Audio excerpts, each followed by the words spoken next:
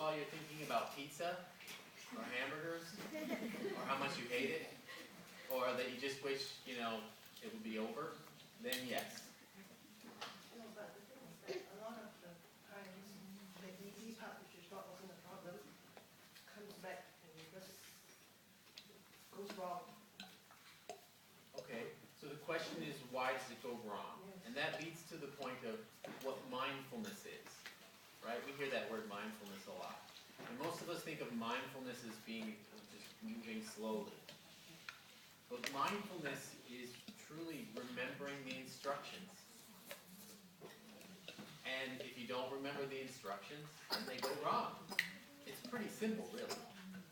If you just play, and you're thinking about pizza, and you're thinking about how you'd rather be playing Nintendo or PSP or whatever those things are, then you won't remember the instructions, and it'll just, maybe it'll sound good some days, and then other days you'll have like a good day, and it'll go okay. But the only way that you're really going to be able to have consistency is to practice remembering the instructions. It applies to anything. It applies to yoga, it applies to meditation, it applies to cooking.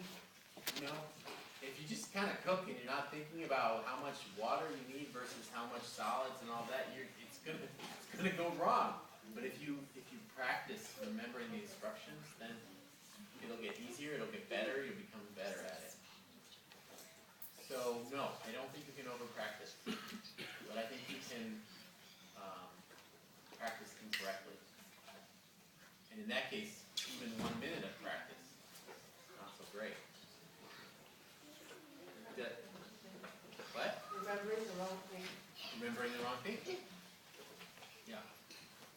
And really, what else is an interpretation but a set of instructions, right?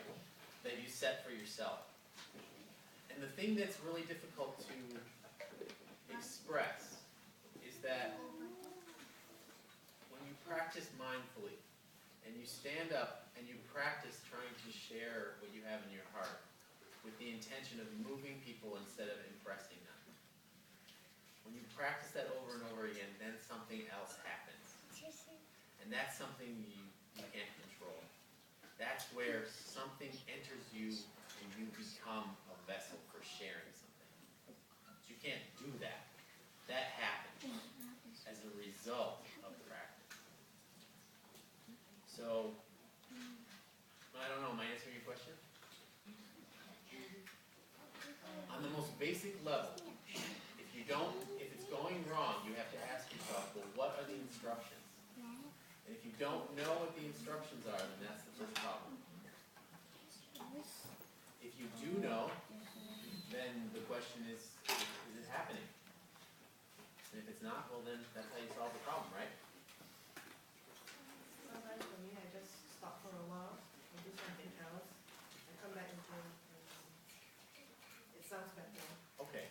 Well, so that would be maybe another talk. Would be to discuss like I'm going to deliberately stay away from tricks to getting your kids to do stuff. I'm staying away from that today because that's not what this talk is about. So yeah, sure, you can let it go for a little while, come back to it, sure. But what I'm trying to talk about is a little bit different. This is about why we do what we do and on a deeper level, why it's so important. With music, I'm going to say one thing and then I'll take questions. With music, do you remember the quote, Pablo Casals? Do you guys know who Pablo Casals was? Very famous cellist, Catalonian cellist. And he said, perhaps it is music that will save the world. And I personally disagree with that. Because if music was going to save the world, it would have done it by now. There's been some really good music out there, you know? It's how we make music that will save the world. It's how we do it. It's what we encourage in our young people to help them make better music. So when we play in a group, for example, as a part of a small community or a large community, we need to foster compassion. We need to foster nuanced listening, being able to hear on many different layers. down the layer of tricks to get your child to practice, all the way down to the deepest level. To what do I want my child to gain from me before I die? We need to be able to listen on all those levels. Because everything is going on at one time. We need to be able to train them to want to empower other people rather than have power over them. That's how we make good music, right? I can't make good music with a pianist who's not listening to me. And I can't really be a good partner to that pianist unless I'm listening back and wanting to work with them to make them the best musician possible. Then we make better music together than apart. Those are the kinds of things that we want to instill.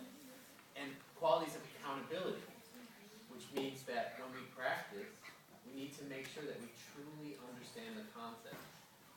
So that when we come into a group, we can be a strong leader in that group.